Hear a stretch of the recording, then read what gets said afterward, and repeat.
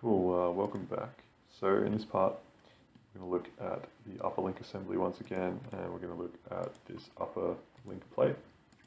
So I'll open this part quickly. So this is what it looks like. It's a bit of aluminium. It's been CNC machined, all the holes and pockets. And yeah, so this looks like a fairly complicated part, but it's actually not too tricky to draw. And yeah, I'll show you guys the process behind that. So let's firstly start by making a new part. So go File, New, and we'll start a new sketch on the right hand side. So I'm going to do this fairly quickly, so feel free to pause it if you need to slow down the pace. So we'll start by drawing two circles for our bearings, and we'll draw a horizontal line between the two. I'll set this to construction geometry, and then we'll set the distance between these two circles as 200 millimeters. So firstly, generally you want to sort of set your critical dimensions first, and then do things like the outer contour and weight saving last, just as good practice. So things you add in first often sort of drive the rest of the sketch. So if it's something you might want to change later, like the distance between the two pivot points, it's worth sketching that in first. So I'm going to set this one to 19 millimeters because we have a 19 millimeter bearing. And the larger one, I'm going to go to 65 millimeters like that.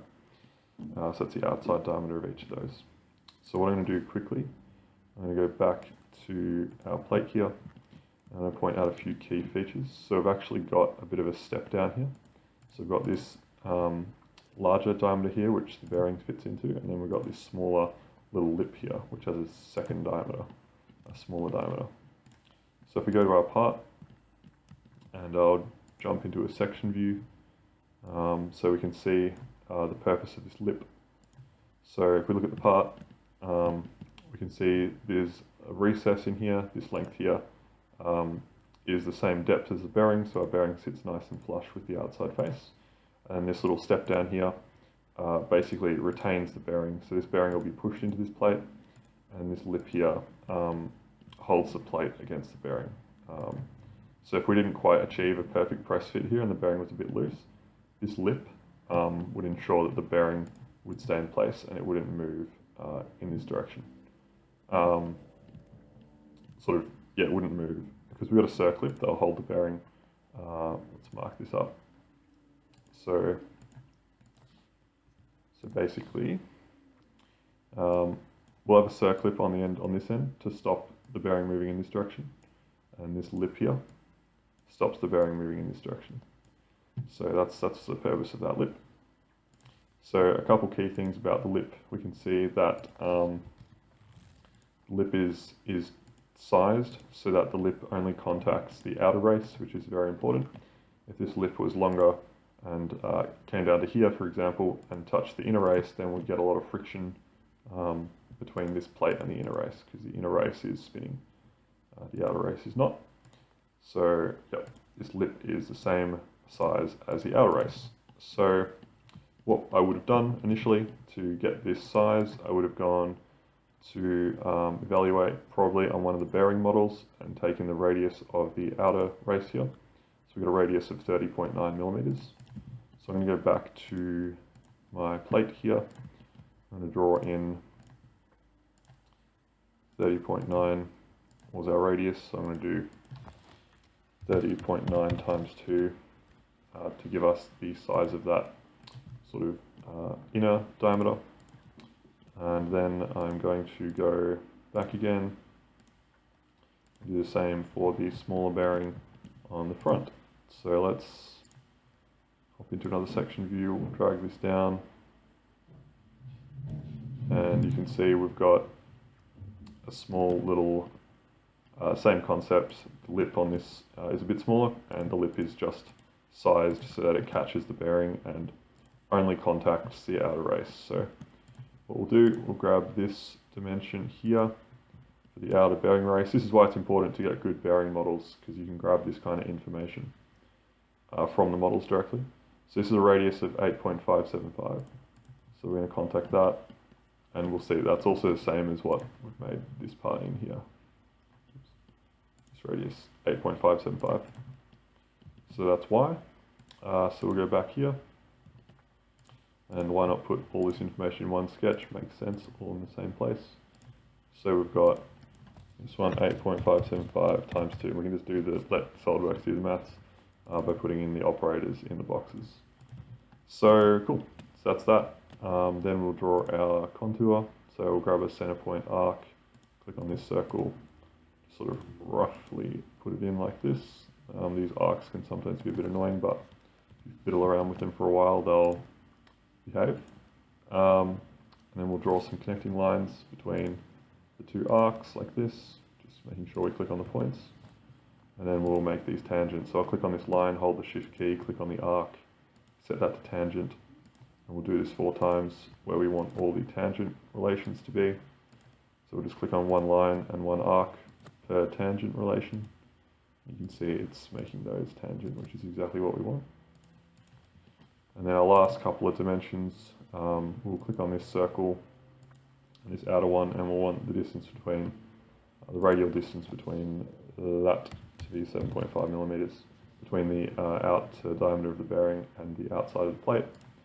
And then for the smaller bearing, we'll go to 5.5 millimeters, like that. That's our first sketch done. You can see it's fully defined down the bottom, everything's black, everything's good. So we'll exit this sketch, we'll click on the sketch, click on features, extruded boss base. We'll start by extruding the main part to 9 millimeters, like that. And then we will click on the sketch again, and we'll click on extruded boss base, and we'll click on these little lips inside there and there, and we'll set those, so we could set those to 2 millimeters, like that, and then we'll end up with a 7 millimeter step down, because if you remember, our bearings are 7 millimeters in width. Another thing we could do to make sure that they're always a 7 millimeter depth recess, we could do up to offset from surface in here, and then we could do an offset of 7 millimeters, and that'll make sure that this always extrudes to achieve a 7 millimeter offset from this outer face. That's probably a nicer way of doing that. So there we go, we've got that all worked out, so that's a pretty good start. And then we'll start a new sketch now to do our weight saving. So typically I'd keep the weight saving sketch separate to the sort of critical geometry sketch. I'd call this one like a primary critical geometry sketch, and then I'll create another sketch for the weight saving. Quite often weight saving patterns can be quite complex and sort of intensive on the computer to sort of to show on your screen. So if you can keep the weight saving sketches out of your key geometry sketches, that can reduce lag a lot, which is really good. So we'll start with an offset entity, so we'll click in the middle, we'll do a reverse on that of 4 millimeters, then we'll click tick, then we'll add in some center point arcs, and we'll connect them from here to here, and from here to here. And then we will click on the outer arc here, holding shift, clicking on the inner arc, and we'll set those to equal, just because aesthetically that looks good in my opinion, and also yeah, I don't know, it just makes logical sense. Then we will trim away some of these excess lines like that, and then we've got that nice sort of offset area. Cool. So yeah, we're going to add in some sort of rudimentary grid stiffening now. So to do the grid pattern, I usually just draw, or for any sort of truss pattern, I'll draw in the sort of center of the truss first. So we'll just sort of roughly sketch out what we want it to look like, and we'll add a heap of relations to make this sort of uniform. So I'm going to shift click on these 3 lines. We'll want those to be parallel, and then I'll shift click on these 3 lines holding shift and make those parallel as well. Then what I might do, I'm going to click on these 2 points and we'll make those vertical, and then I'll click on these 2 lines and we'll make those perpendicular, and then hopefully, okay, not quite yet, another couple of vertical constraints on these points here, and then that should hopefully hold it all together. Yeah, there we go. That's a nice grid pattern. So now what I'm going to do, I'm going to grab a circle, I'm going to place on this line up here, and then I'm going to click on the middle of this circle, click on this line, and make it coincident so it sits in the intersection between those two lines. Then I'm going to grab a smart dimension from here to here. I'm going to set this to 64.23.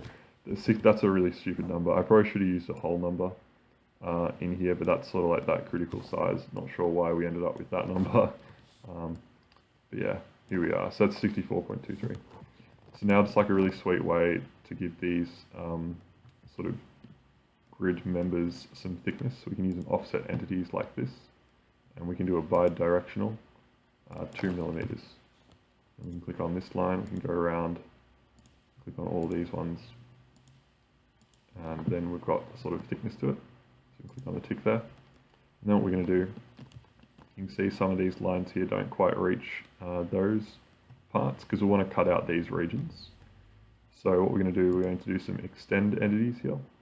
And we're going to click on these lines here just to extend those lines a little bit so that those regions that we want to cut out are fully enclosed, and we'll just do it on those four because all of the other lines are good.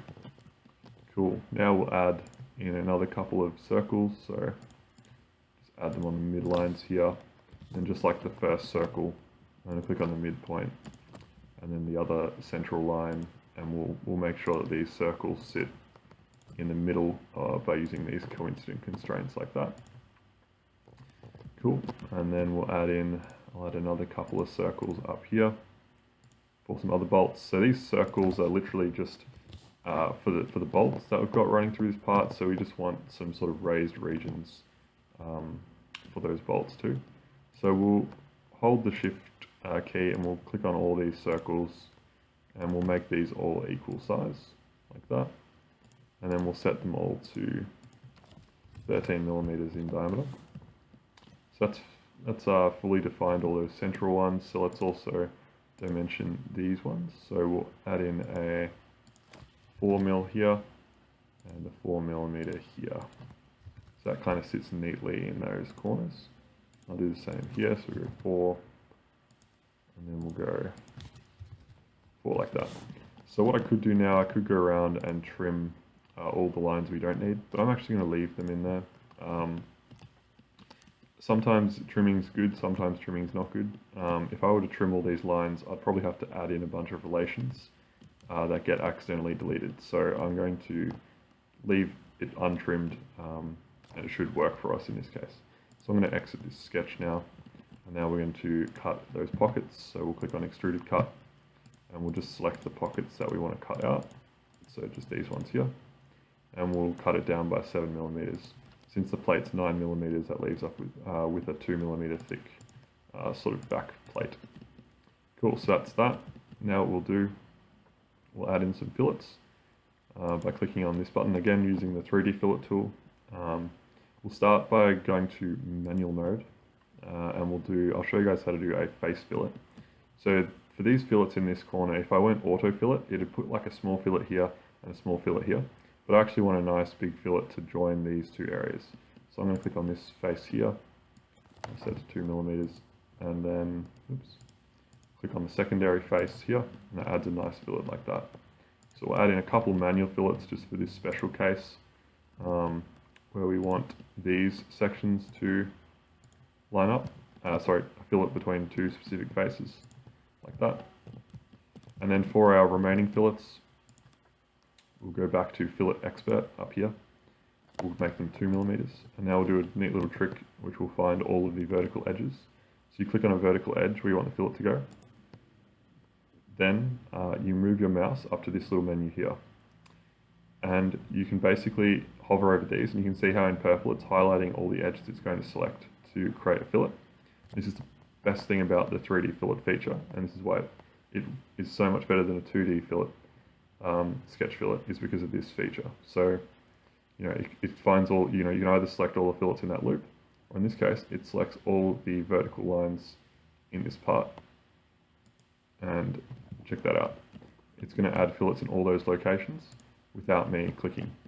And then we've got a nice filleted part. So the other reason why we actually add fillets in here, it's not just for strength, but it's also about how it's machined. So this is going to be CNC machined out of aluminium, CNC milled. And CNC milling bits are round, and they have a certain diameter. So by making these 2mm radius, this part can now be cut with a 4mm diameter end mill. If they were sharp edges, you wouldn't physically be able to make that part with a CNC mill.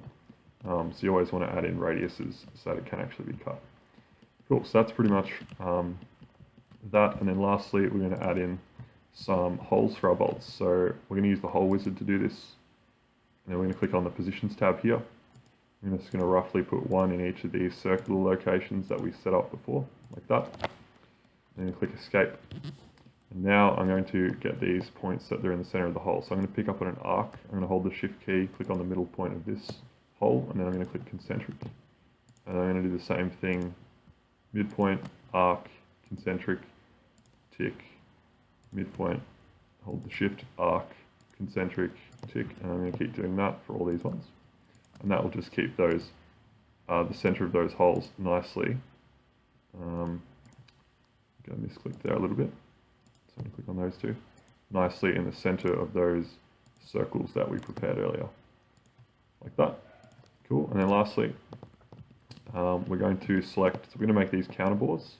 So counterbore is like you've got like a socket head cap screw. And this sort of means that the head of the cap screw sits flush with the outside. So it's got like a double sort of step down, so that the head of the bolt fits nicely in the part as well. So what we're going to do, we're going to select counterbore here. Standard again, DIN standard. Let's take it back a couple steps. So firstly, if we were looking at putting bolts in this part again in these positions, we'd firstly go to our bolt supplier and we'd work out what bolts we want to use. So we'll go to United Fasteners in this case, socket cap screws. We'll click on this button. So this is what a socket cap screw looks like. We'll click on here. And yeah, so it's got like this little head with a hexagon Allen key socket in it, and then just like a standard thread. Cool, so then we'll scroll down, we'll look for an M5 bolt, and we will see what the standard is. So we got DIN912. So this is just like the circlip standard, bolts also have standards that they adhere to. So these bolts that you buy from United Fasteners, they adhere to the DIN912 standard. So again, we can look up standards. I'll link this in the description, but this is the standard for DIN912 socket head cap screws. And in here we can find out what the head dimensions are to make sure that our counterbore is the right size. So we'll go down to M5. So the dimensions we want, we'll want this head depth K and probably head diameter DK. So let's have a look. So we'll go to M5. We'll look at DK. So we've got a max of 8.72. So note 3 is for knurled heads up here. And note 3, so I think if you go down to the bottom here, it says for notes 1 to 4, see page 2. So we go back up to page 2 and we see that note 3 is for knurled heads. This has like a knurling on it, as you can see in this image here, those sort of like grooves that are cut into the head. So this is a knurled head. So we're going to assume that our bolts here are of maximum 8.72 millimeters diameter, DK, for the head diameter. So I'm going to go back to our part here, and then for head diameter. So interestingly, unfortunately, if you click on the DIN standard and go to DIN912, it'll give you some automated numbers in here for what it thinks is the appropriate counterbore size. This is quite a loose fit counterbore and it's not great. So I actually use a custom sizing here based on the bolt standard, which I think is worth doing. Because CNCs can make parts extremely accurately. You can make the fits quite nice and quite close. So firstly, as you can see here, the counterbore diameter. So we saw from here that our counterbore diameter DK, the maximum head diameter is 8.72 millimeters. So I'm going to make this, we'll make that 8.9 just to give it a little bit of clearance. And then we'll make the head depth here. So we go back up here, K is our head height. So if we go down to M5, K, our head height maximum is 5 millimeters. So we will make sure that the depth of this hole is maybe 5.1 millimeters. just that the head always sits nice and flush with this outside surface, so we've got enough depth. And then for the actual hole, through hole diameter, we'll make this 5.1. So pretty much I've just taken the dimensions and added 0.1 millimeters on top of that, and that should work for us. So that's set up our counterbores correctly. Once again, I'll link the standard in the document, but obviously for different bolts, you're going to have different size bolt heads. So you always want to check your bolt head size to make sure your counterbore is correctly sized. So I'm going to click tick on here, and there we go. So that's our part is completed. We'll do a save on this part. So we go File up here, Save As, and then we'll go to our folder that we set up in the last video, and we'll call this the 05 upper link plate. Oops. And there we go. So that part is done. Cool, yeah, so just lastly, this is what the parts ended up looking like, which is pretty awesome. So yeah, you can see the upper link plate here with the nice pockets all milled out. You can see our counterbores here as well. We got these thin section bearings that we looked at in the second video pressed in there. We got the pin here with the circlip groove. So yeah, it's all there. So yeah, there's nothing more satisfying than seeing the parts get machined in real life, and yeah, see the CAD models turn into the real thing. So yeah, just sort of add that at the end for a bit of fun. But yeah, that's what they ended up looking like.